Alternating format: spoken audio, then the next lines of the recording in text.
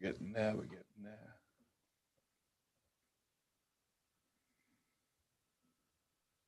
All right. We are officially live. Welcome, everybody, to the first ever Managing Violence podcast live interview with the one and only Randy King. This will be episode 69, I believe, of the Managing Violence podcast. Nice. This week. Yes. Well done, Randy.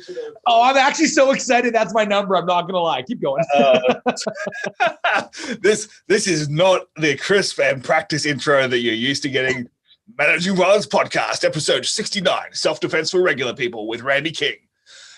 But we are here live. So if those of you that are joining us, welcome when you eventually see this. I see we have 4 people in the audience now. They are going to continue to come in. So guys, what we're going to do is I'm just going to quickly take a pause to share this link, and then we'll dive straight into the conversation with Randy King.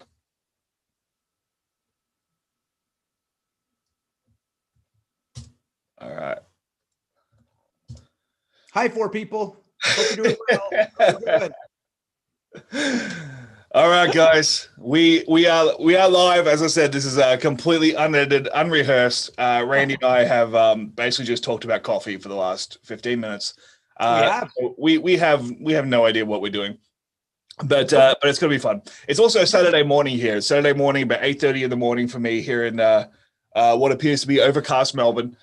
So if you do hear background noises, children, etc., that's mine probably, and I can't do anything about it because they run the house. So this is a whole new experience. But Randy, thank you very much for joining us on the Managing Violence podcast. It's great to have you back. It's been a minute since you were on last. Yeah, it's been a little bit. I love that you're in the future. Has Nevada finished counting yet? Do we know? No, not in the future there. Okay, good to know. No, I'm actually in 2021. There's still no president in the US, just so you know. Good. You know what? The memes are awesome. I'm too old to say that something is fire, but the memes are fire. They're really, really fun, I think. Thanks for having me back. As always, I love talking to you. We talk a lot more offline than, well, where people can't see it than we do here online. So it's always good to be back on the show. And congratulations on your success. I'm not going to lie. I'm a bit jealous. You're getting some really good guests, and slumming with me is always appreciated. Oh, you know what? It's never a slum to talk to my Canadian doppelganger. You affectionately refer to me as Australian Randy. You are Canadian Joe. Yep. So you know, the slightly overweight 30-something white guy with a beard talking about self-defense. Could we be any more cliche? But here we are. So. Randy, the topic of the day it's something we've been talking about a lot, and you and I have shared a lot of thoughts about over, well, the last couple of years. It is self-defense for regular people. And what I really want to drill down on, we told your story in the last time you were on the show, and we've gone through some of your origin story. But quickly before I jump into that, a quick shout out to Mary and John, who have just commented. Welcome. Thank goodness. Already? Jeez, yeah. Hey, people are alive. They're excited about seeing you. We've now doubled our watching count, which is fantastic.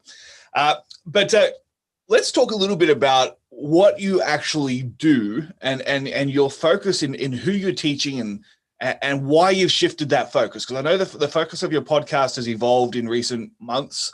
Talk us through a little bit about that journey. Sure. Well, it started with me not being able to keep up with you. No, the original reason I shifted the podcast is I've been in this space a long time. And now when I say a long time, a lot of people may have more years on me, but the amount of hours I put into this is insane. Like if this was a ticket for a trade, I'd be a journeyman for sure, because not only do I teach at a gym full time, not only do I do podcast interviews, not only do I travel, and well, back when in the before time when travel was okay. This is my life. This is what I do. And it has been for years and years. So I'm starting to get a little jaded, hence the return of the rants. There's a rant cast that got released today in the self-defense industry. And not because it's incorrect and not because it's wrong, but because people are giving the same message to every single different demographic on the planet. And that is, it's wrong. It's not proper, because each group is going to face different problems. Each group has different tools available to them. Each group has different skill sets, willingness, emotions, mindset to be able to do stuff. So I went from doing this traditional course of like, you know, teaching police and military and all the stuff you have to do to become like an instructor at the level that I'm at. If you're not training people in uniform, you're not legit. Exactly that's right. Like self-defense. Yeah. That's like young guy self-defense 101. Like if you haven't trained someone who kills people, then you're not legit. So exactly. And it's especially better if you've never done the job. I think that's 100%. If you've never done the job, you absolutely have to train those people. Yes. So I have the cool, like, you know, badges from the agencies that I've worked with and the coins and the da-da-da-da-da. But honestly, for me, it's about being genuine and about being real. And if I know you follow me, but maybe some new listeners who haven't followed me, if you go to my social media, it's just unbiased, unfiltered, Randy, whatever I'm thinking that time.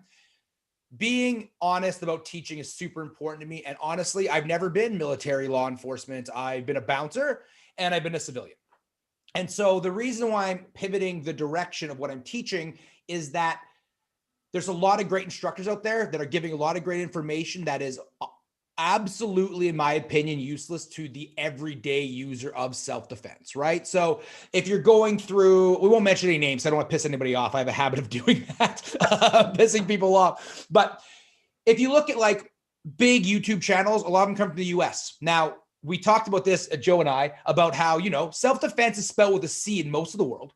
But if you come from the US, it's spelled with an S. So people believe that it's spelled with an S because of the content they're getting from the US. A lot of the US information is very, very firearms based, which is great for 350 million people. But for the other 6.5 billion, it's not effective, right? So yeah, just for the record, I have actually named this video Self-Defense with an S, purely so that my American listeners can find it. Because the rest of the world has figured out that we just have to cater to American spelling sometimes, just to avoid confusion. So shout out to my American listeners that are deeply offended. Apologies. Back to you. KPC self-defense is spelled with an S as well, mostly because the phone that I use comes from the US and the autocorrect is in US. So everybody autocorrects the S and we believe that's the term now. Yeah. Anyway, so all of that on the plate of what I'm doing, I really wanted to start dialing in the focus to people that maybe don't carry firearms, that don't have weapons, that need self-defense. And so not only do they not need maybe the extreme examples that are given because they're not going to be in extreme places, they also might have to use different skill sets, tool sets. And for me, self-defense, and this word is overused, but I'm using it in the truest term, self-defense needs to be holistic. It needs to be all portions of self-defense. Example, I had an apartment fire in November last year. 1 year ago, I had an apartment fire. I had insurance that wasn't mandatory because I decided having insurance on my apartment is a good idea. If I didn't have insurance, I would have been facing a $15 million lawsuit. Luckily, Randy had insurance, but I chose to pay for that. That is good self-defense.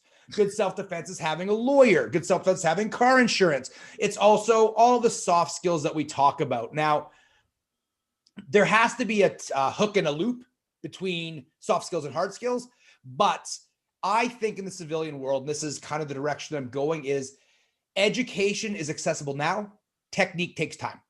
So if I'm going to get you for a seminar, a free lunch and learn, a corporate event, me downloading information to your head will be accessible. And that's kind of the direction I've been taking going forward is, you know, like crime is rising where I'm at. I don't know if it's like where you're at, but as people get more desperate, more crime is going to happen, especially property crime. People get more desperate.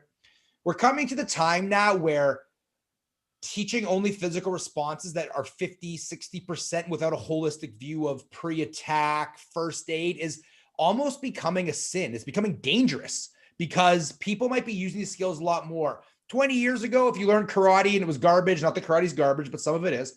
If you learned crappy karate and you got in a fight and you lost, it didn't matter. But as things are changing, it's becoming more and more important to give people the tools they need for what they're dealing with. Everybody's selling hammers, but some civilian needs screwdrivers. And I'm going to try to be that screwdriver salesperson.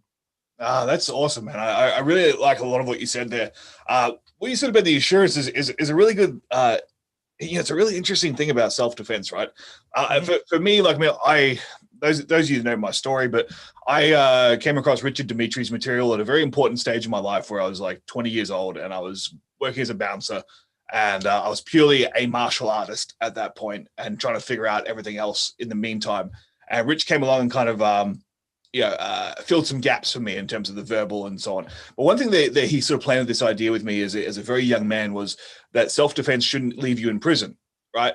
So if your self-defense leads you to a worse outcome than where you were beforehand, then that wasn't good self-defense, right? It might have been good fighting, but it wasn't good self-defense.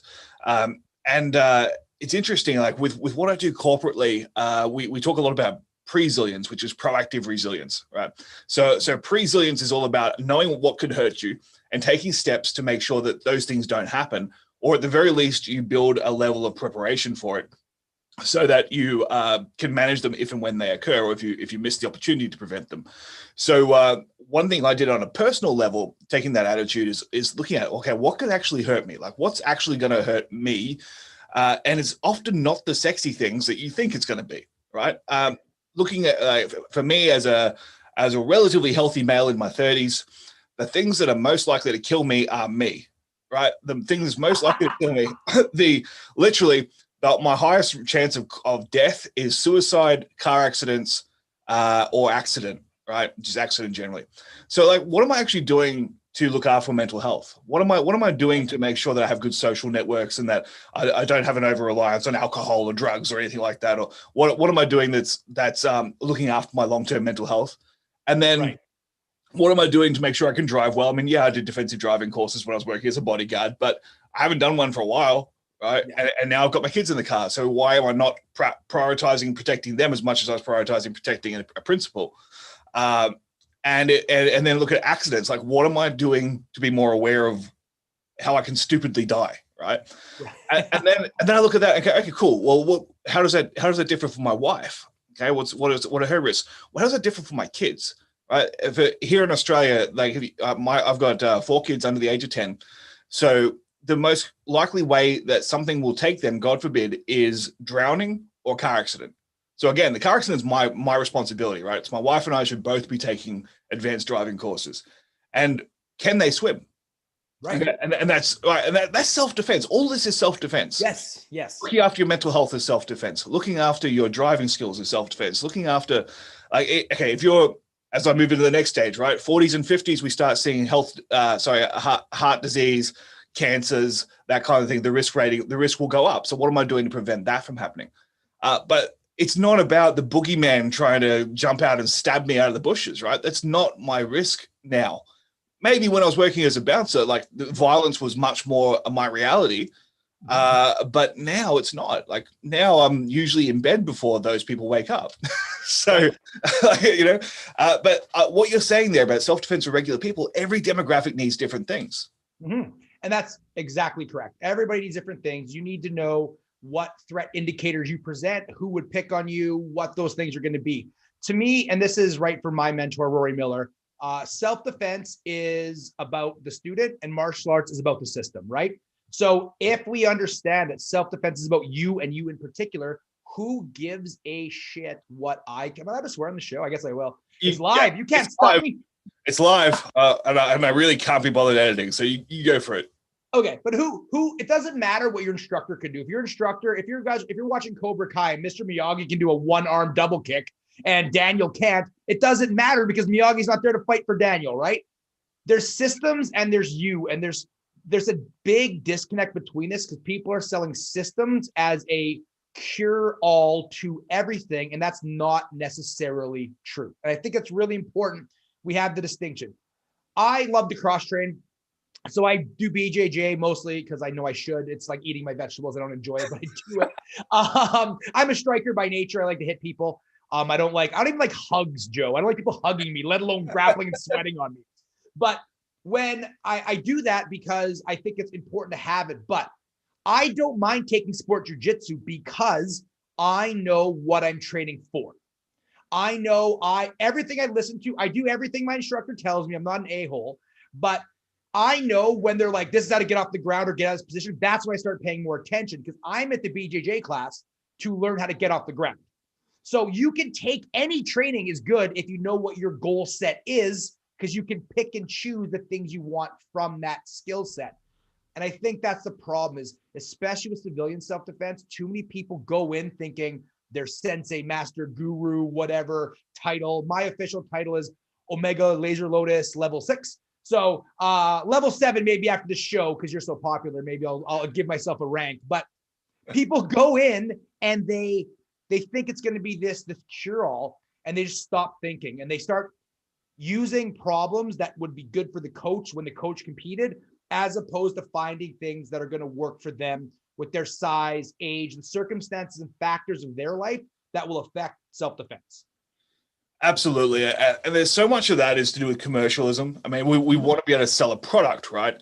And if your product changes depending on the individual, it becomes very hard to mass market that product, right? And this is why, I mean, there's a case study called Jeet Kune Do, right? Shout out to all my Jeet Kune Do listeners, but I mean, that's basically the split in Jeet Kune Do, right? It's between the system as it was, people that want to do what Bruce Lee did, or people that want to seek what Bruce Lee sought. And concepts and principles was the switch, right? Principles was technical, concepts was what he was trying to accomplish. And it's hard to build a brand around it's different for everybody.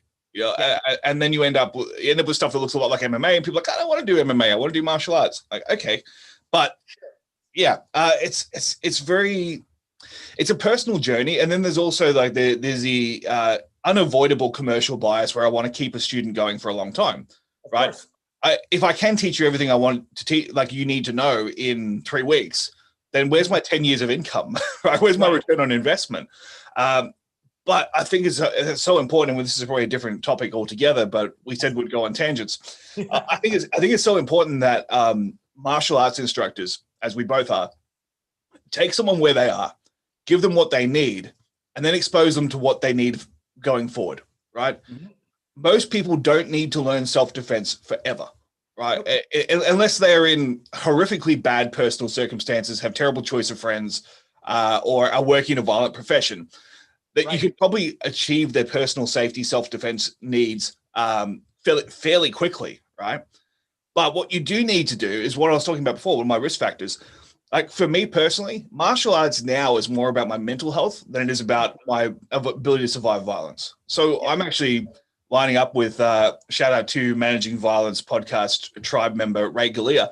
Ray is a Chinese boxing instructor, right? And he also does a bunch of RBSD stuff, but I'm actually going to learn some Chinese boxing from Ray, not because I think it's super duper realistic or it's going to help me if I get mugged or whatever, but because it's interesting and I want to hang out with cool people and I want to learn something that's difficult, and that will enable me to feel better about myself, right? It's actually self-defense against depression and anxiety and stagnation and all that stuff. So I think as coming back to what I just was trying to outline, I think a martial arts instructor can take someone who goes, I'm worried about my safety, and go, cool, let's fix that. But then let's give you a journey to go on afterwards. And that's how you get your commercial return. And it's also how you make better human beings, and you're not ripping someone off or making them live in fear when they shouldn't be. And I think I have a good friend, Coach Jeff Berger, on the East Coast of the U.S. in Boston, outside of Boston, Salem. And he has a great saying. He says, the reason that people start is not the reason that people stay. And so I think what you're saying there is that journey process is exactly that is, we're going to give you the self-defense stuff, then we're going to layer it on. I honestly believe the longer you do self-defense, the more it becomes martial arts. Because eventually you're going to hit the what-if questions that become the martial arts answers. And Randy's pet theory, no research, don't quote me on this, but one of my pet theories is that like all this stuff that the RBSD people are teaching now. So I'm also a fan of Richard Dimitri. I really subscribe to what he's teaching. I've adopted a lot of his shredder mentality into what I teach because I think it's phenomenal. And I think this stuff was what everybody just kind of did already. And then martial arts was that, okay, if this doesn't work, do this shit. And then people stopped doing the first stuff and they only focused on the other stuff. It's a cycle. You see this in MMA. MMA, when it first started, they were like, see, spinning attacks are stupid. Now look at Style Bender, right? That guy's flipping gymnastics. Because everybody knows how to punch, wrestle, kick, they need to start doing the martial arts stuff. And it's the same thing with self-defense. Let's give you the bare bones, down and dirty, raw, gutter fighting stuff so you can survive. And now once you have that, practice it, but also what if, and then we get to give them that journey. And I think that's very, very important. Yeah. We do have a question coming through, which I'll ask in just a second, but just to connect back to what you were just saying, if we look at any other skill set, I mean, let's say that someone wants to learn how to ride a motorbike, right? Mm-hmm. The first thing you're going to teach them is not how to do jumps, right? You're going to try and teach them how not to die. And that's like foundation level skill. Here's how you make sure that you stay on the bike, you stay upright, you don't drop your bike, you know how to handle common issues, common obstacles, common hazards, common driver related issues, like all that kind of stuff. But once you've done that, it doesn't mean you can just stop learning. Like you can go, okay, now what do I learn? Yeah, and because it's fun. Okay, maybe I do want to get a dirt bike. Maybe I do want to learn how to do some cool, fancy, crusty demon stuff. And if that's your appetite, then you can build that. But it doesn't mean that what you learned in the first place was useless. Especially with this, like, especially with self-defense, like realistic self-defense, like really talking about the dirty, like 70% of predators, blah, blah, blah, blah, blah stuff. You have to have fun while you're doing that because it's dark material. The other thing that people forget is so you want to learn first aid, but being first aid is not being a doctor, but you still need to recertify in your first aid, right? So just because your journey is going up, the most likely stuff is going to be the first in anything you do, in any learning, academic or otherwise. The stuff you learn first is the stuff you do the most, right? Absolutely. Yeah, it's good to learn a dunk, but layups are really important in basketball. Mm-hmm. So you need to keep working and researching on those layups in order to make sure you can do the advanced stuff, right? Absolutely. The question came in from Critical Response. It says, what are the most important steps to change this narrative? How can we as instructors tell the students that goal-based problem solving is better than a fighting system?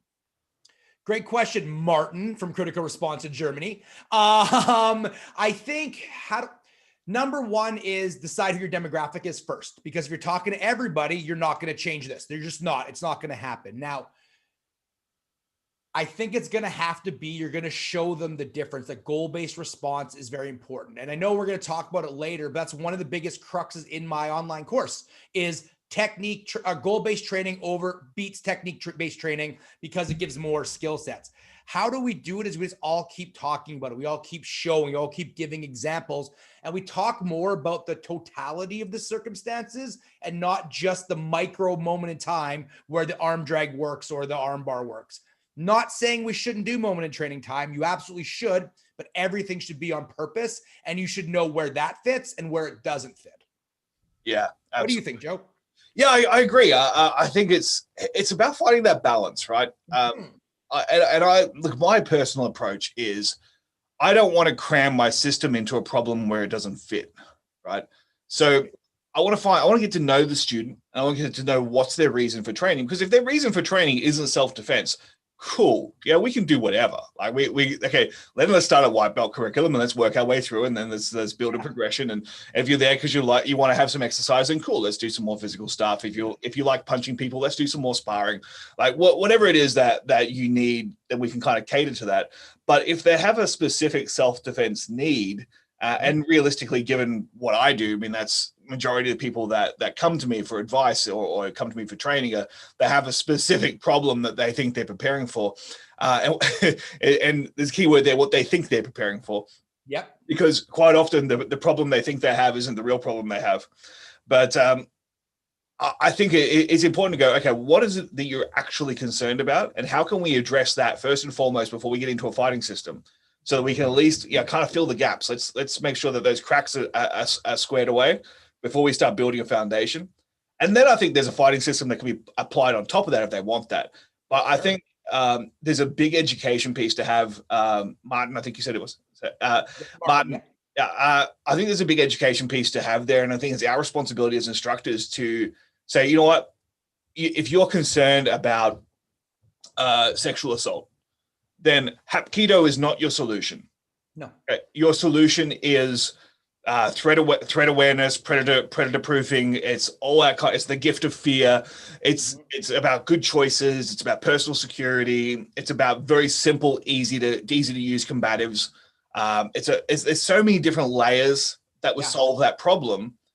And then I think it's our responsibility to solve the problem first, and then see if they still want more, because most people don't know what they don't know what the options are to solve the problem, right?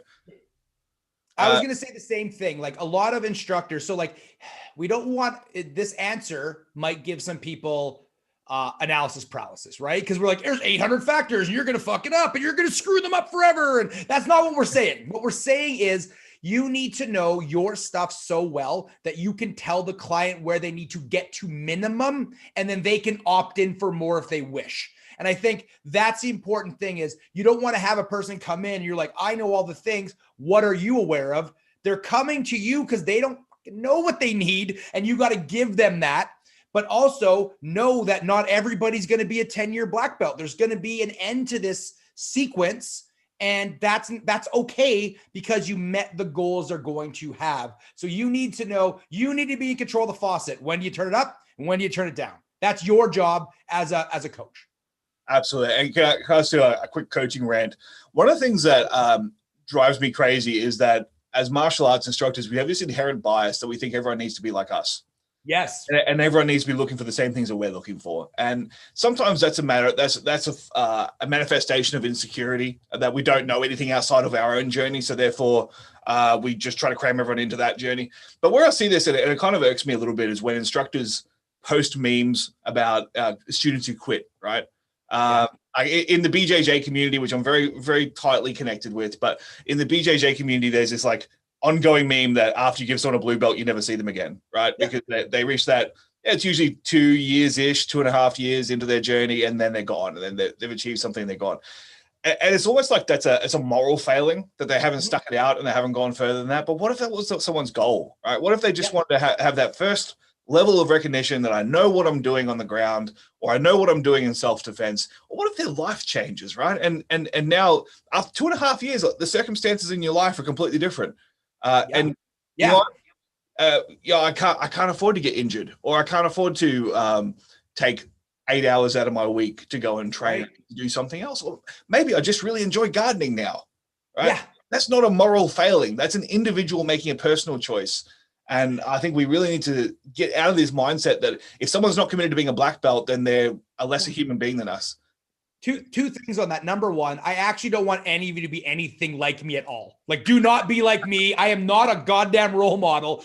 I'm the only person I know that a lifetime of bad choices somehow got me on a show in Australia. I don't know how this worked out, but it did. So do not be like me. I am not a role model. Number two, Joe, I am legitimately only going for my blue belt. And the reason why is this, in my opinion, and this is my uneducated BJJ biased striker opinion, everything after blue belt is BJJ fighting BJJ. Everything up to blue belt is learning how to fight on the ground. And that's from my experience, what I've seen. So my goal is blue belt. I will get flamed by all the black belts. You should do the whole journey. I am 40 in 2 months. I'm not going to get my black belt at 50. That's an unrealistic goal because BJJ has a very strict ranking system, right?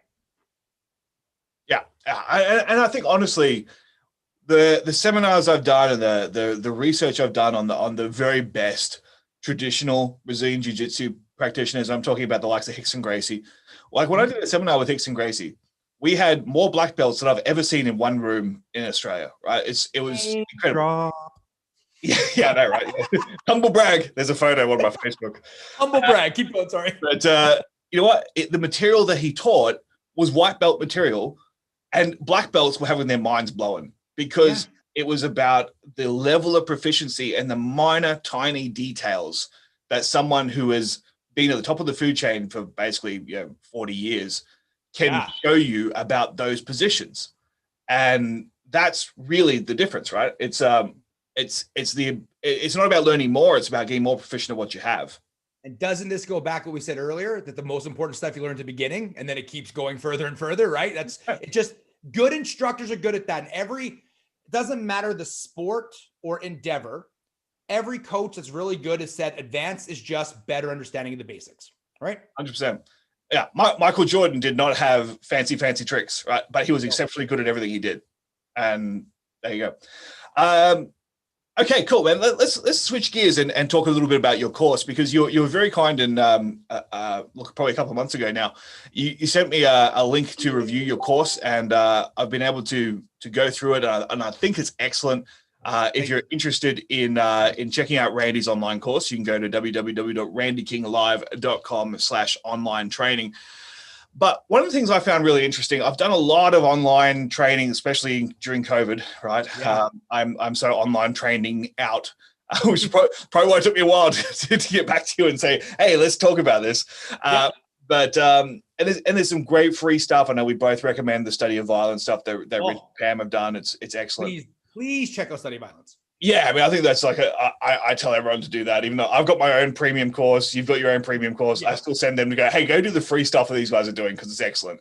And I think that's just part of a moral obligation. When you see good material, you should share it. What I would like to ask you is, there's a lot of stuff that you could have talked about in a self-defense course, right? And certainly with the limitations of doing it online, where you don't have direct interaction. I mean, this isn't a live virtual training. This is a pre-recorded sessions and work at your own pace. So you're not getting live feedback from students. You're not being able to follow along and see what they're doing, and you're certainly not able to physically correct anything. So how did you choose what material to cover? It's a great question. So number one, I'm not 100% sold on physical online training yet. I just don't know.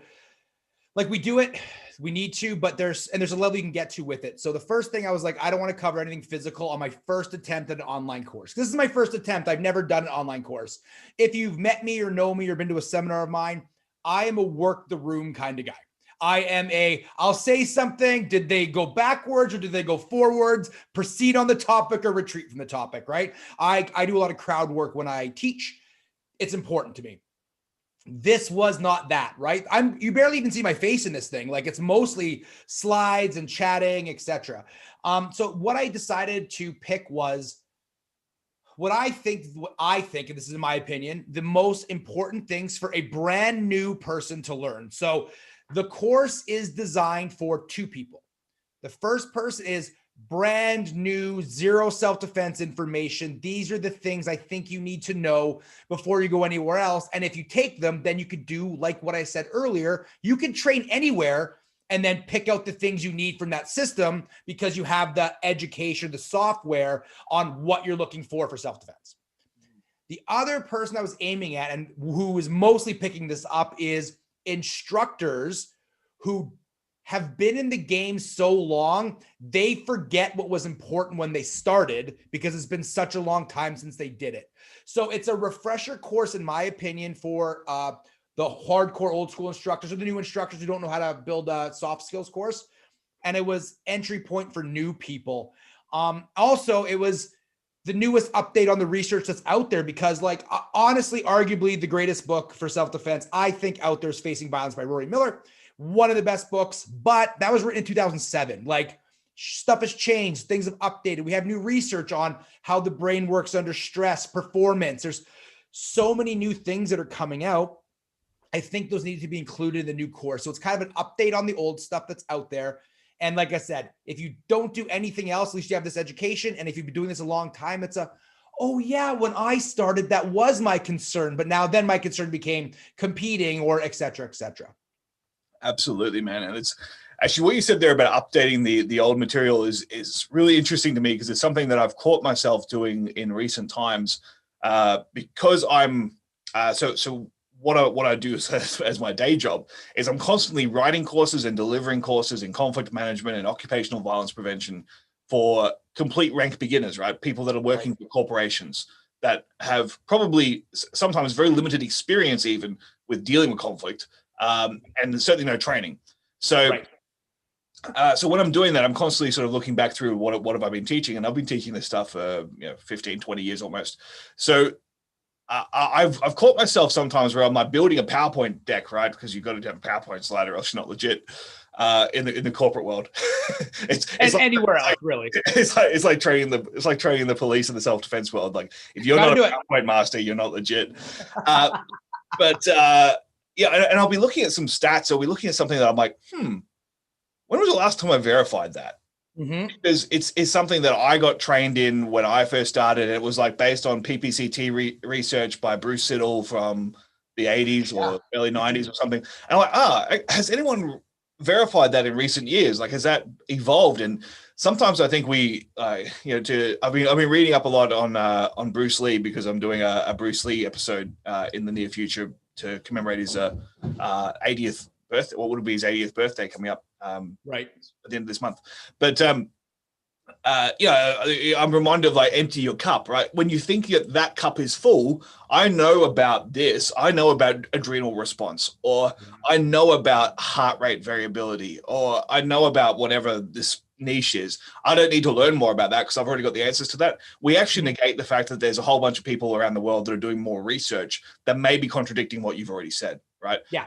And I think that's it's hard, right? Because you can't stay on top of every single piece of research unless you want to live like a warrior monk, and that's probably unhealthy. I mean, it's a challenge, right? To continually especially when you believe something to be true and it matches your personal experiences, to then go and question it. It's a challenge. Well, and I think too, like going on to why the course was built the way the course was built is we have to remember that almost all of and Rory Miller included, all of the people that were writing books up until my book comes out in January, all of the people that were, subtle plug, all of the people that were writing books were law enforcement agents doing some kind of work. So guess what's not included? How predators select victims, because they're dealing with after the victim's already been selected. Guess what's not dealt with? Freezes where your body doesn't move because your training already took care of that, right? And this is the point of this exact podcast, is training for regular people. All the books out there are written by people that most of the problems you're going to face in a situation were dealt with in their training. So it's not even in their wheelhouse to discuss these problems, because if their training was good, which it is, if they're big enough to write a book and become famous on it, their training was strong enough that those problems weren't even concerns. They were dealt with before they even went to work. Civilians, we don't have that benefit. I've had deep, overwhelming freezes. The way I literally learned how to bounce was, and you can go back to the other episode that I was on where I talk about this a lot, but just to summate this, to understand what my thought process is, I was 19, our city doubled in population, and the police said, don't kill anybody and don't call us. And they just left. So because there was not enough people to take care of what was happening, I had to learn on the fly. My first 10 fights were me getting stomped and losing and just being too stupid to quit. And that's how I got better at this, which is why I'm not a role model. Don't be like me. So when we're doing this, there's just so many problems that are out there.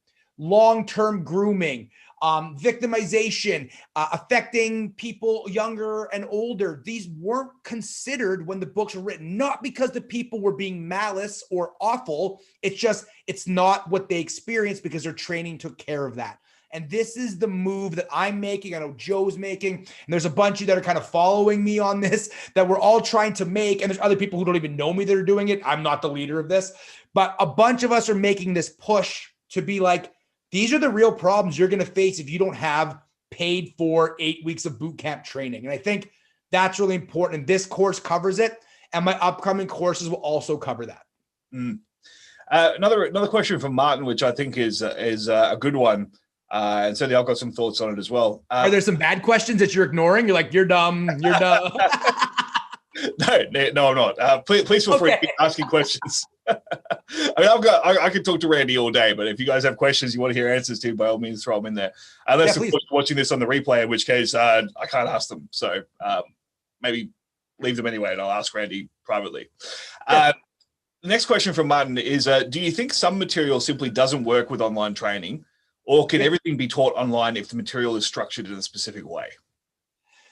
The word in the question, material, is doing a lot of heavy lifting. I don't know what you mean by material. In my opinion on this, soft skills transfer very, very well online. I'm going to be running online soft skills seminars all through the time. We're probably doing a second lockdown where I'm at soon, so there'll be online stuff. Physical skills, maybe I'm just not talented enough as a coach that not everybody. You have two people when they learn a physical skill: the people that always assume they're doing everything wrong, and the people that always assume they're doing everything right. If the person's assuming they're doing everything right, so let's say you're teaching a deadlift. The first time I did a deadlift, my back looked like a cat stretch. I'm like, I got this. They're like, oh God, don't lift that way. What are you doing? But I didn't have the proprioception or the body awareness to know that was correct. So unless I'm seeing you do the stuff, or you have a decent level of experience or proprioception in the thing you're working on, I don't like online training. So for beginners, online training for physical skills, I think is trash, in my opinion. If you haven't, you have a course, that's cool. I'm sure I'll release one eventually, eat my words. The other side of the thing is you have those clients that are always worried about what they're doing, and they're doing everything incorrect, right?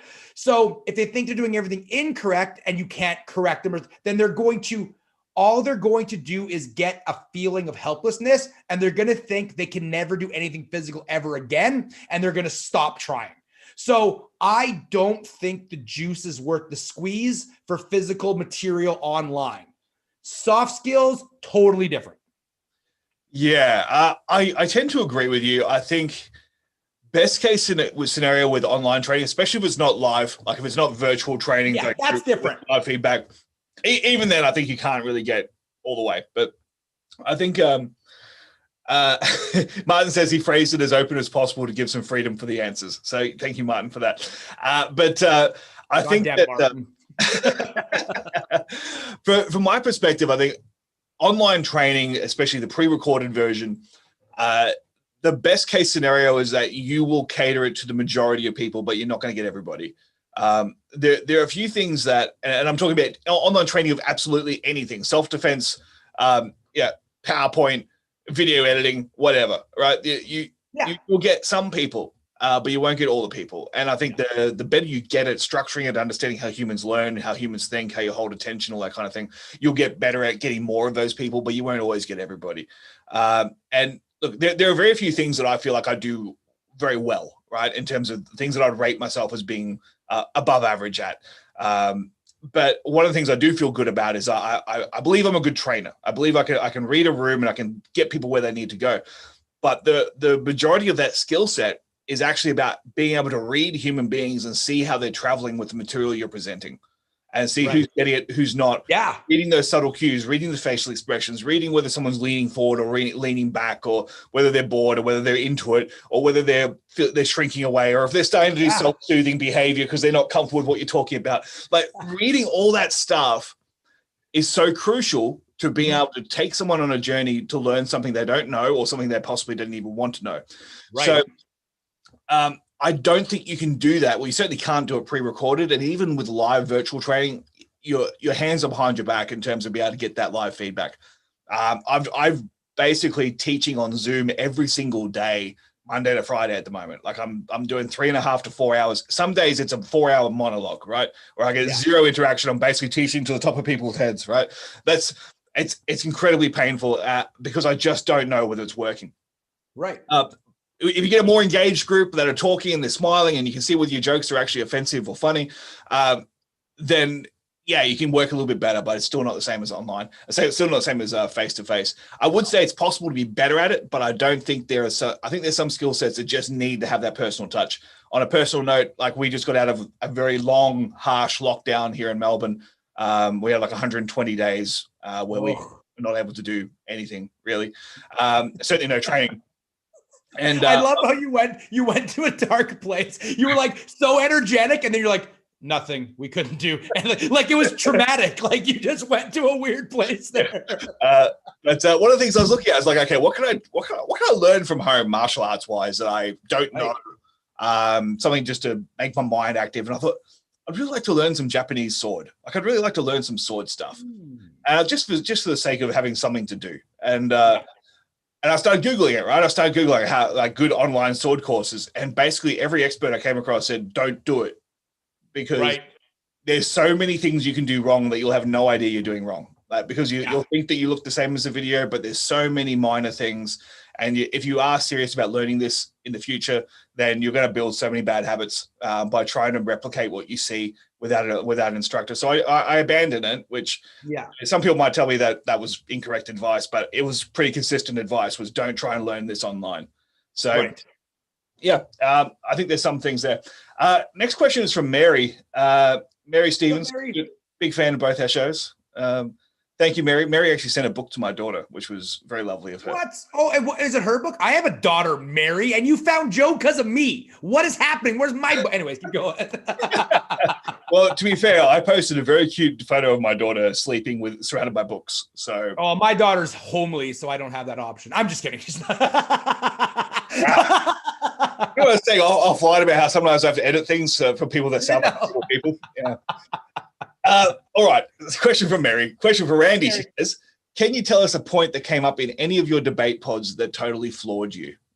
Oh, this is a random. This is like totally off topic. Do you want to do this now, or do you want to just end the show? Okay, you know what? Let's do some random questions at the end of the show before we lose track. Sure. Yeah, because we're still talking about the course a little bit, and I'm going to lose track. Yeah, you and I are both prone to tangents. But Mary, there's almost all of them is the short answer. I think the last thing I want to say on the first question we had before the questions about the course is the last thing was inclusiveness on not just white males. And I know how dumb that sounds, like I'm mansplaining, but there's a lot of really, really, really good instructors out there that don't look like us, Joe. And they're not getting traction because they don't look like us. And I've lost a lot of fans because of my political views. And I'm okay with it. It was a culling of sorts. But I think there's a lot of people out there with a lot of other opinions. And if we talk about self-defense being about you and not the system, we need to address other people, just other opinions. I don't know if you've had her on the show yet, Joe, but I highly recommend Tammy Yard-McCracken. She's phenomenal. She does 500 Rising. She's a phenomenal coach. She, unfortunately, even though she has a better pedigree than me, I think in almost everything, she has a higher Krav certification. She didn't bounce or anything, and she's a PhD. She needs to tie her name to my name just to get some notoriety. We're still in a phase where if you're not the cargo pants, big, strong, then you're not allowed to teach self-defense. And I think the thing that's got to change there, and I have to be working from within than without, was my course is more inclusive in talking about all sorts of violence. So violence against, like, I include hate speech in my conversations. I include, dynamics between, like I said, grooming and that stuff. So it's really important. I think that the people who have the microphone start passing the microphone a little bit.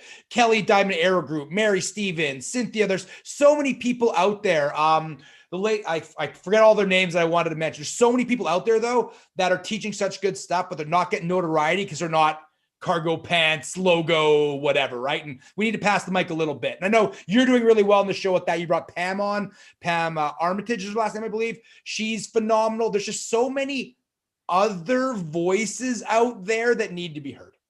I 100% agree. And look, it's been basically since like season 2, people have said, hey, can we get more women on the show? And I said, I would love to. I just need to know who they are. Right. I'll give you a list. I'll send you a list. And yeah, we've tried to weave in the ones that I know of, but I mean, it's just a matter of, like, as you said, that notoriety, that you need to get your name out there as much as you can. And I'm happy to help with that, but we got to, if you're listening to this and you're a female self-defense instructor and you think you got a cool message, I don't care if you're female or male. Like if you have a cool message to send, let me know, because I would love to talk to you. You could be a lizard person who rules the planet. If you have a good message, have a chat on my show too. Feel free to reach out to Randy. I would love to have an exclusive live with a lizard person. Me too. I want it first. I mean, as far as I'm aware, that will absolutely cripple the YouTube search algorithm, though.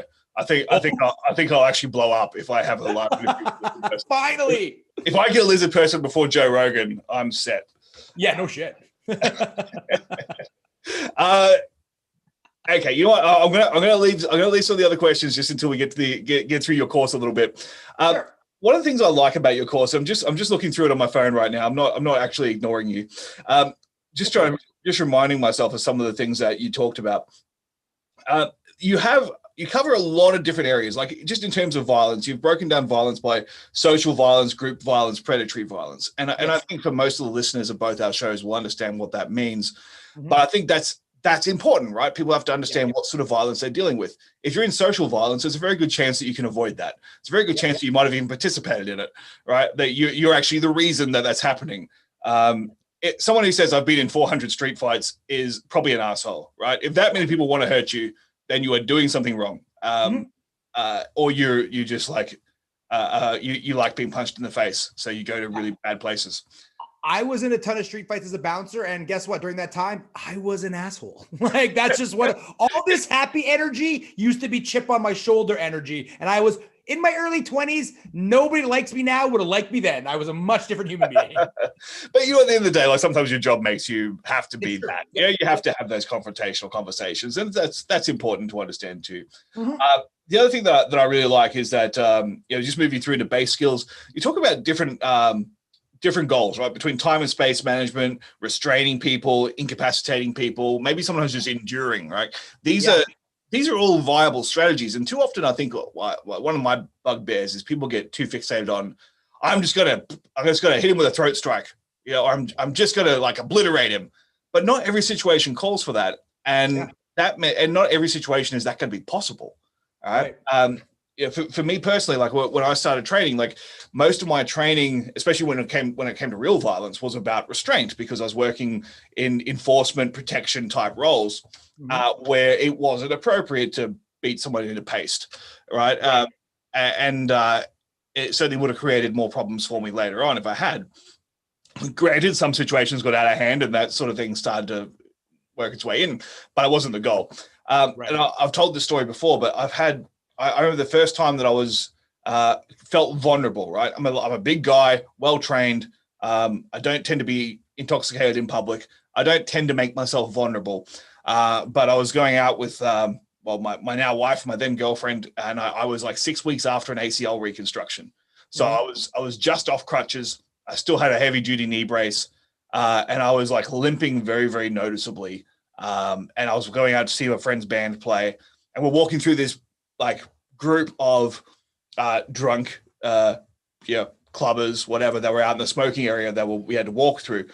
And my wife was all dressed up, and they're like eyeing her up, and I was like, this is bad, because I, for the first time in my life, am getting an insight of what it feels like to be an easy victim, right? Because I'm quite noticeably damaged. And I was like, oh, this is different. And then just the mentality of, okay, thinking this through, like trying to problem solve this. Okay, if this happens, what do I have to do?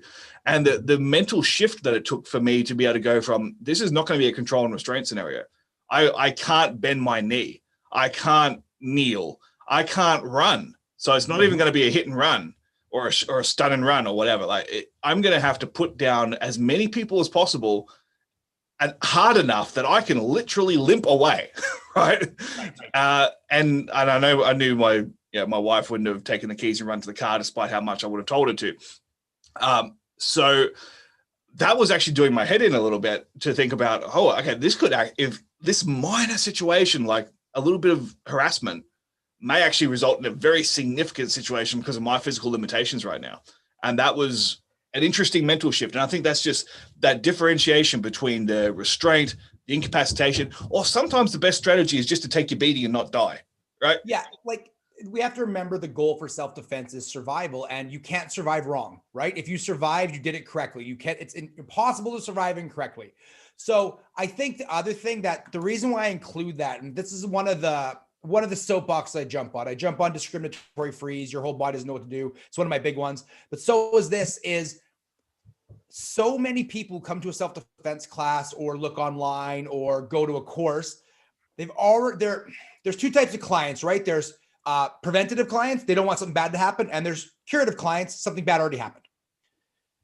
If something bad already happened to you, and the first thing the instructor said, they do like a Gracie breakdown of what you did and what you should have done, like nothing is going to put you in a worse spot than that. And I know I've mentioned it before, the people I work with, such a wide range of people, from martial athletes to like severe victims of trauma. Like, I can't believe, like, anytime I feel depressed about something going bad in my very, very, very blessed life, I'm like, oh, I talked to X and this happened to them.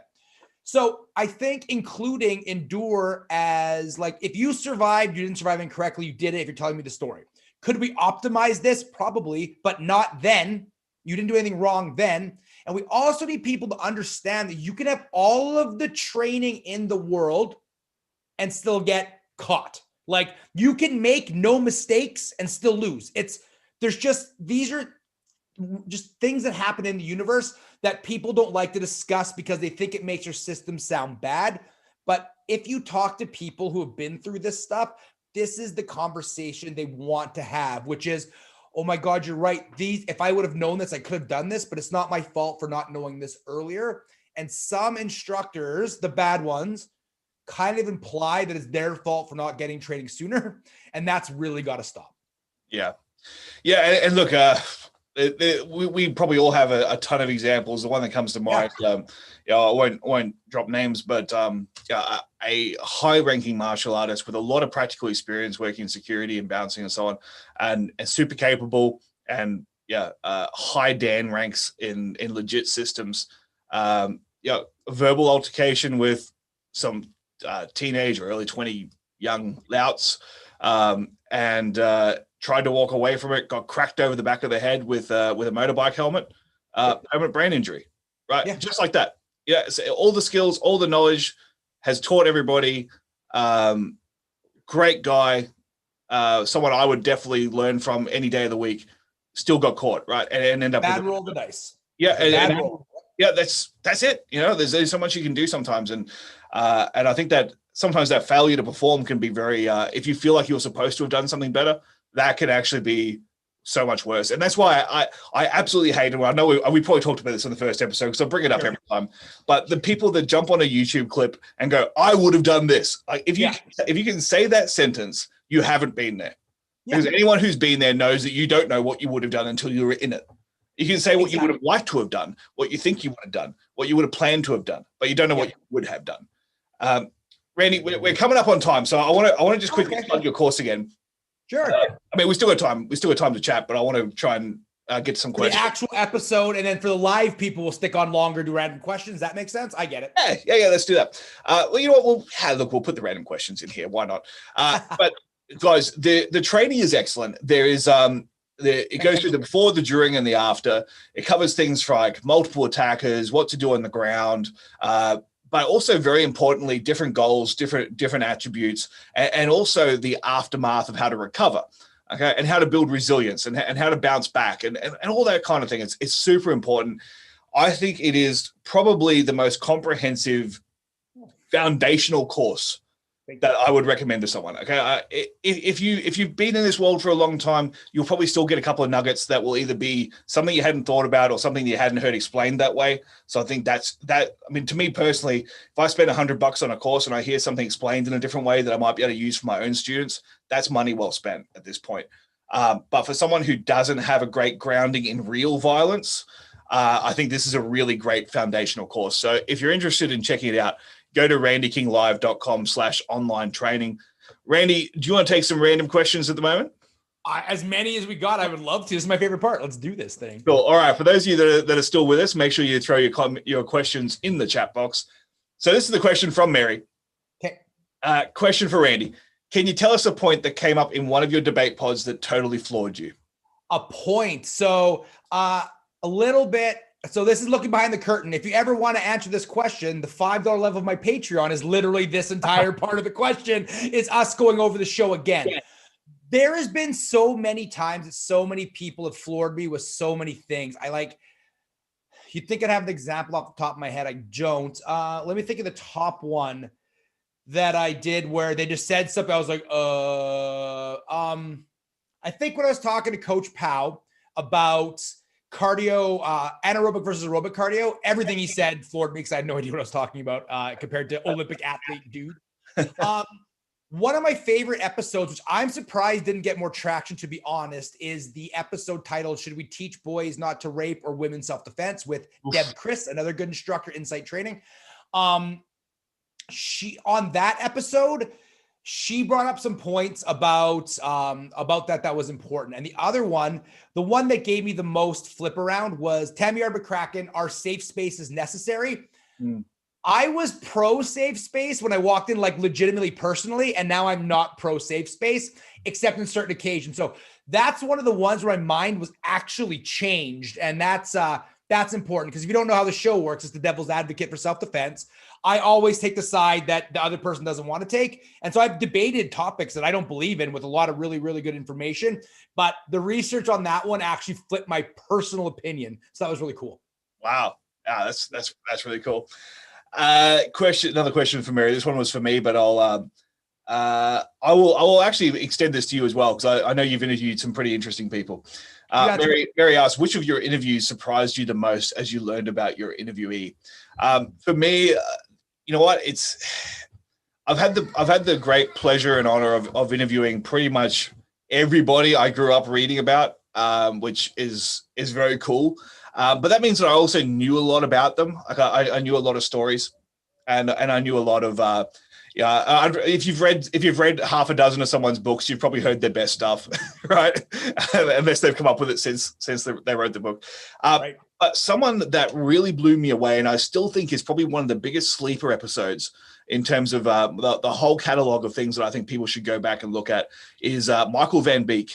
And I think Mike was maybe season 4, episode 1. So I'll tell you, he's episode 1 of one of the seasons. It was either 4 or 5, but I'm pretty sure season 4. I didn't know much about Michael beforehand. One of his students actually reached out to me and said, "Hey, you need to get Michael Van Beek on the show." All I knew about him was that he was a martial arts instructor whose life had fallen apart. He ended up living on the streets, and then basically turned his life around and became a well-regarded instructor again. And I thought, you know what, it's a cool story. I'll jump in. What I wasn't prepared for was the in-depth knowledge that Michael had and shared about how criminals select targets and what life is like living on the street. And he went from being a professional MMA fighter, fighting like I mean professional in the early 2000s when there wasn't much money, but he was a professional fighter. He was an instructor in under Dan Inosanto, if I recall correctly. Sorry if I got that info wrong, but he was a JKD instructor, and well respected. Been in Black Belt magazine, and then basically divorced, lost his family, drugs and alcohol took hold, ended up on the street, and now you've got this highly trained dude who is literally having to use his skills to survive, to manage life on the street, and then managed to get his life back on track. But what that gave him is an amazing insight from the martial artist to the quote unquote criminal. And I don't want to refer to him as a criminal, but I mean, he was living in a criminal kind of condition. And then what that was like, and then coming back to that, there were so many amazing insights that I just didn't expect to get. I really didn't know what I was going to get. I thought it was an interesting enough story to give it a shot. It's still one of my favorite episodes. Mike, if you're listening, shout out to you, because man, it was just really, really good stuff. And I recommended it to everyone. I was like, go listen to this interview. I know he's not a big name. I know you probably haven't heard of him before, but there was better material in that than many of my big name guests. I got a lot more listeners. So Randy, over to you. Sure. I think honestly, on that note, you should be listening to the people you haven't heard of, because you already heard what the people you've heard of have said, right? So go listen to people you haven't heard of, because you're going to get new information. That's that pass the mic mentality. I'm going to go all the way back to Talking to Savages, like all the way back to my first show where we're doing more of an interview-based thing. Me and my friend Ryan Rother, former MMA professional fighter, getting drunk and talking to legends, just legends. And we were shammered on them. We were just wrecked. Honestly, and this is going to be a weird one. So Jesse Vargas from Mexican Martial Arts, MMA, the YouTube channel, the comedian. So Master Ken is one. If you haven't seen MMA, it's Mexican martial arts. He's moved more to fight commentary. His character is hilarious. We had him on the show, but not in character. So him on the show, not in characters, listening and learning about the backgrounds. Like same thing, him and Matt Page, who plays Master Ken, because Master Ken is not real, everybody, just so you know. So stop hating on his YouTube videos. It's a comedy skit. That Matt Page, who I've met as well and I'm friends with, he is like the character they play. Both of them were, if you think of The Office in the US, they were the Jims, right? In real life, they're the Jims, but they play the Steve Carells on YouTube. And it was a very interesting experience listening to him, talking to him, why he decided to do that. I was shocked how engaging he was going to be, because I was honestly really upset that we weren't going to interview the character. With Matt Page, I've had Matt Page on both shows, on a bunch of shows, even the debate show, but he was in character. And having Jesse not in character was a fascinating interview. It was shocking. Wow. Oh, that's cool. I'm going to check those out for sure. I do kind of want to get Master Ken in character on the Managing Violence podcast now, just for the sake. That's a good interview. It's so fun. He's so good. I have heard him. I think I heard him on Whistle Kick, I think maybe out of character. And that was quite an interesting dude as well. Okay. A question from Martin to both of you. Did you ever have a student that you could not teach even with some serious work? Why didn't your teaching work? And what did you do then? Oh, I'm going to let you answer that one first. Sure. Absolutely. I've had one client comes to name, and honestly, It's like anything. Some humans aren't built to do this. They're not built to do the physical skills, whether they don't have the skill set in them, whether they don't have the physical or genetic ability to do it.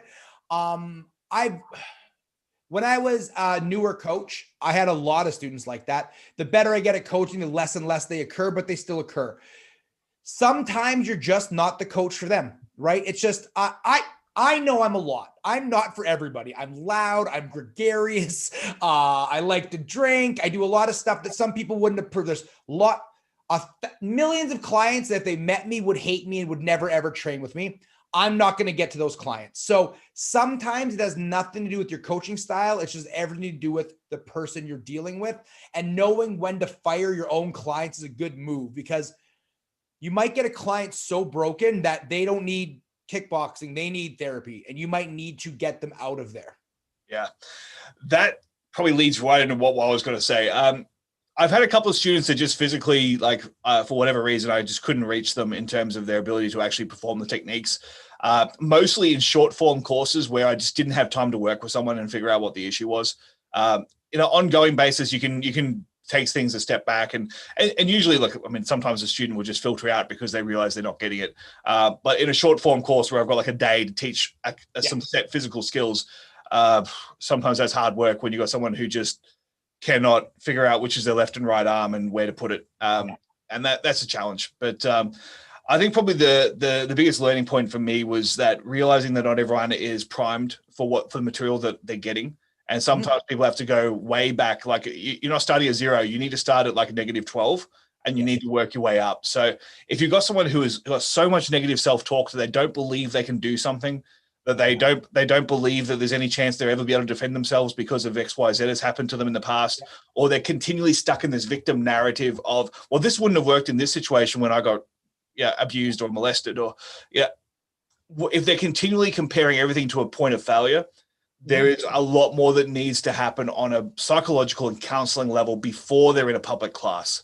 And I'm not a licensed counselor. I can provide some general advice and I can identify some issues, but I'm not someone who can help you through that. And I can try and point you in the right direction. But yeah, sometimes people need to actually undo some of the damage first before they're in a position to learn something, because you're just building on a faulty foundation if you're continually learning techniques while not believing they're ever going to work for you. So I think, that's why in my little pyramid in my course, the bottom is demand, right? You need to demand better of yourself first, and then everything else comes second. I've had people come, I won't tell the whole story because we don't have time, but I've had people come to courses who took the course, did really well in the course, and still didn't use it in real life because they thought it was just a dance, because they didn't believe they're worth defending. That's an important distinction. Yeah, that's a really good point. And as you said, as you get better as a coach, you start to pick up on ways to help people that are reachable, but also you need to figure out when someone needs something that you're not offering. And that, again, when you're running a business, that's hard because you want to be able to solve every problem and keep getting paid. But sometimes you got to look at the best interest of the student and also your mental well-being to go, you know what, how many times can I face failure with this student? Right. I need to help them some other way. I think that's also you're not short-sighted, but I don't want people to be short-sighted in that thought process, right? Because I did write that book on a business. So I'm going to give a little business advice. If you are genuine to your clients and you tell them you are not the client to help, you're not the coach to help them, they will tell their friends to check you out because they now trust you, because they know you're not going to screw people over. I have turned so many people away to be like, oh, you're looking for mixed martial arts. I'd love to have you here. You should go to this gym. That person then sent me their friend who never wanted to do martial arts. Being honest is always going to be your best currency when you're trying to build this up. So admit, like, this is beyond my scope. They're going to remember that you were the person when they offered you money, said no. And that does not happen a lot. Yeah, 100%. Question that we missed. Thanks for pointing that out down below. From Diamond Arrow Group. What's up, Kelly Sayer, Diamond Arrow Group? All right, Kelly, it is. Kelly says, I'd love to hear both of your opinions on how we get society in general to realize that self-defense is not just physical skills. The paradigm that physical is the only important training. So how do we get society in general to shift the way we look at that? You want me to go first? Or you want to go first? You know what? I'll go first. I think my opinion is we have to reach individuals, but as we are evolving as a society, or devolving arguably into a more litigious environment, the importance of soft skills and avoiding issues has never been more important. And I think we have to package that as something you can actually learn, not just something you're good at or you're not good at, right? And this is what I do with my seminar series, Communication as a Martial Art, is how do we take the communication and teach it like a martial art, because it is a combative skill set. The ability to control someone's emotions, control the way they see, control their thoughts is a martial art. It's something you can practice, you can train, you can drill, you can do all those things that we do, but you do it in a way that if it goes right, then you save yourself so much grief. If it goes wrong, it doesn't really cost you much. So the ability to actually train your communication is a skill set. And I think it's important that we try to draw attention to that. Same as situational awareness, same as understanding predatory psychology. I think there is a shift. I think it's slow. But at the end of the day, most people are more influenced by what they're watching on Netflix and what's been put out by Hollywood. And I haven't seen any great movies about the guy who talks his way out of every fight. So, and I think that's probably going to be part of the battle. People want to do what's exciting and flashy and sexy because that's what they relate to. Netflix, Joe and I have a movie pitch for you, The Communicator. Kelly actually specializes in situational awareness training. I took her online course. It's very good. I'm just plugging everybody else but me right now. Everybody else, let's do this. randykinglive.com/online training. There you go. I'll just there. Thank you. I think it's when the student is ready, the master will appear. I think it's like Joe said, it's going to be individual. I think there's a shift, but also sometimes you got to put the vegetables in the meatloaf so the kids eat the vegetables, right? Like you need to maybe hide it. So I think warrior branding is a problem with this. I think the word violence is a problem with this.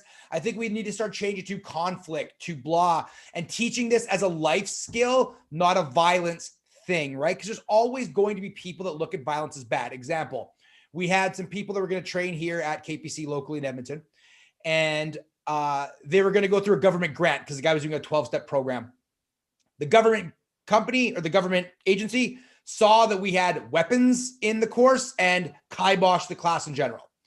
But I also have a business client that trains with me, and all the sessions are billed as conflict communication, not boxing murder class, right? And that works for him for his taxes. So I think in order for us to change this is we need to stop trying to convert the converted. We need to look at the people with no opinion, and we need to rebrand what we're doing as not even self-defense anymore. This is a life skill that will supersede physical violence. Yeah, and just as an insight, I mean, my courses now, the ones I'm teaching corporately, none of them have self-defense or violence or anything in the title. It's they're either customer aggression training or personal safety and conflict management, or or just personal safety, personal security, situational awareness, whatever. Like that sort of.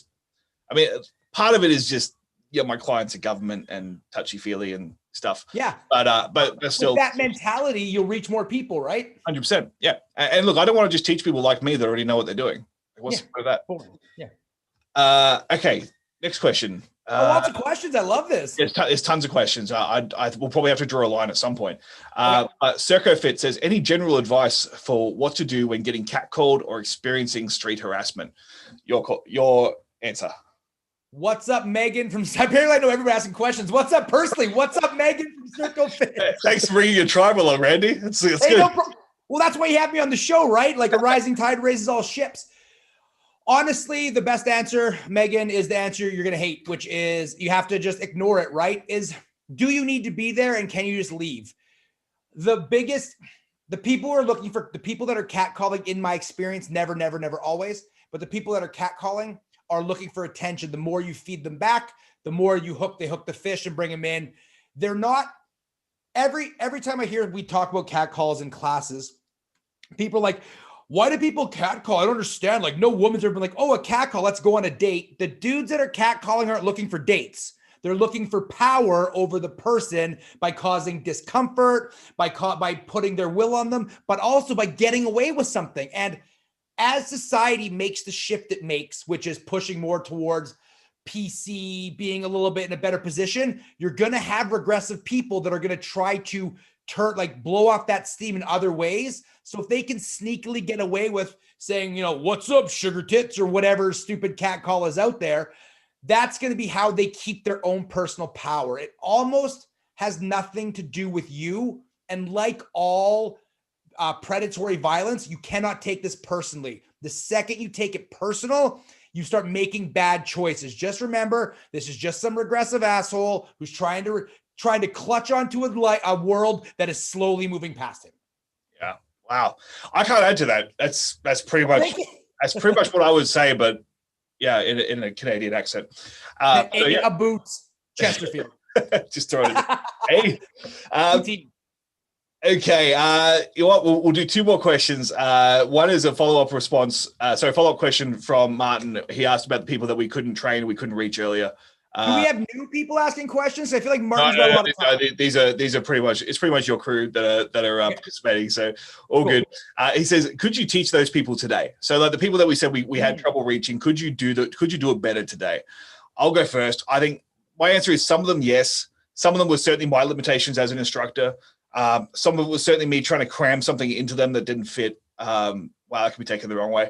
But possibly trying to reach them the wrong way or give them the wrong information because I didn't have enough knowledge or I didn't have enough self-awareness to see my own limitations. So yes, some of them definitely. Some of them I would have tried less hard and probably just redirected them earlier. And I think that's. I think I'd probably reach more than I did, but I also think that I probably would have cut off more than I did. I think almost same answer. I'd love a second shot. And I'd love to check for effect to see if I could, but I don't know. So I've changed considerably as a coach over the years. When I first started KPC, I was a much different instructor. I was very tactical, blah, blah, blah. And the reason why I can speak about this so passionately is I know what the problems are because I used to be the problem, right? I used to be the instructor that I'm now speaking out against because I've done that whole transition, right? To this day, I put up a meme of some sort about that, like, instructors don't do da da da da. And somebody shared it here locally, and there was a comment in that thing, and it said, "But Randy is one of those coaches. I trained with him in 2007." And I'm like, and I put on there, I'm like, you know what? I apologize, and I moved forward. So don't beat yourself up if you made the wrong choices, because as long as you're progressing forward in a healthy manner, I think you can only make the best decisions with the information you have, and then always gain more information, then check for effect. Yeah, nice. All right, last question. I'll save this one for the end because it's a fun one. Question for both of us. Zombie apocalypse, what's your plan of action? Go ahead, Randy. This is your platform. This is my platform for zombie apocalypse. I already got my team. So I planned for this. I don't know if I want to give my whole plan away because when people come. No, my ex-wife is rural. She lives out of town with my daughter and we're on good terms. So plan one is get the hell out of an urban center as fast as possible, go stay with her hunting family, and then use my natural charisma and leadership skills to build a strong tribe. Also really kind of fun. I need to find an engineer. I don't have one yet who can run a train because the town that my daughter lives in is actually surrounded from the road by a railway track. So I want to just park a giant train to create an improvised barrier. Hey, that's pretty cool. I'll take that. I haven't heard anyone answer that question with, I need a guy who can drive a train. Cool. My personal thing would be to go back to, I'd go listen to the whole catalog of the Managing Violence podcast and listen to what all those people had to say, because I think I'd get some tremendous insight, especially from people like Aaron Molden from Zombie Emergency Zert. Man, I'm having a mental blank. I'm a member of the group, but I've had a mental blank. Yeah, go listen to Aaron Molden. Look, I would say that on a personal level, I mean, we're having a bit of fun with this, but I'm actually about to leave this interview and go plant a vegetable garden, right? That's what I'm doing this weekend. So I'm trying to get a little bit more self-sufficient. And part of that is for fun and personal development. Part of it is like, it's just nice to know you've got stuff, right? You've got the ability to survive. Like when COVID hit, I was more prepared than a lot. And what actually hurt me was that people I knew were struggling and I couldn't help them because I didn't have enough to give away. Right. And this is something I got from Tim Kennedy when I interviewed him, was that he said, the real value in being prepared is not for your own welfare. It's so that you can look after people that didn't take your advice. And I love that. Right. I love that attitude. And so for me personally, like over the first couple of months of lockdown and restrictions and so on, like I went and bought extra storage and stockpiled some staples and that kind of thing. Just nothing extravagant, but just enough that like, yeah, we wouldn't have to panic if we didn't want to go to the stores, because the stores were crazy. It's not like we ever ran out of food, but it's like, it was just times where you're like, you know what, I really don't want to go and associate with all those people that are like, looting.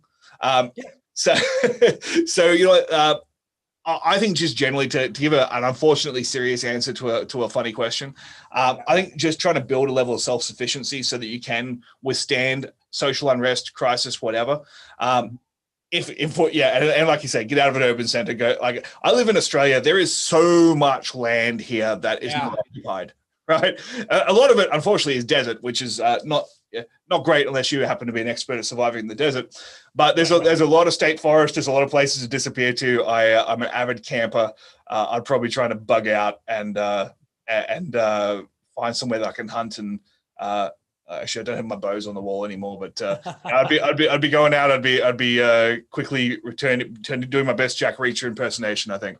So I think serious answer too, right? Like for me, self-sufficiency is good, but humans hunt in packs. So triple down on your strengths and find people that accelerate your weaknesses, and you should be okay. Yeah, 100%.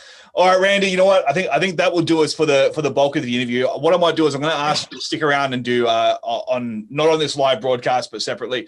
We'll do the bonus questions just quickly for Patreon contributors. But for everybody else who's leaving us here, thank you very much for being part of the first official Managing Violence podcast live interview with Randy. Episode 69, baby. Episode 69, yeah, and totally unplanned, but I couldn't have picked a more immature guest to give that. Yeah. And make sure you check out the training, randykinglive.com/online training. I think it's excellent. Gift it. Like, hey, okay, you know what? Here's a Christmas gift idea. Give someone the gift of safety. Give them an online training course that will give them the foundational skills they need to stay safe. If you got someone who's going off to college, you got someone who is who's leaving the nest, you got someone who maybe is a little bit unaware of their risks, and you want to look after them, encourage them to do that course. Go purchase it. Send some money to my good friend Randy, and also increase the safety of your loved ones. So thank you very much for that, Randy. For those that are listening to the audio, if you are a member of the Managing Violence tribe on Patreon, then head over there for the bonus content. But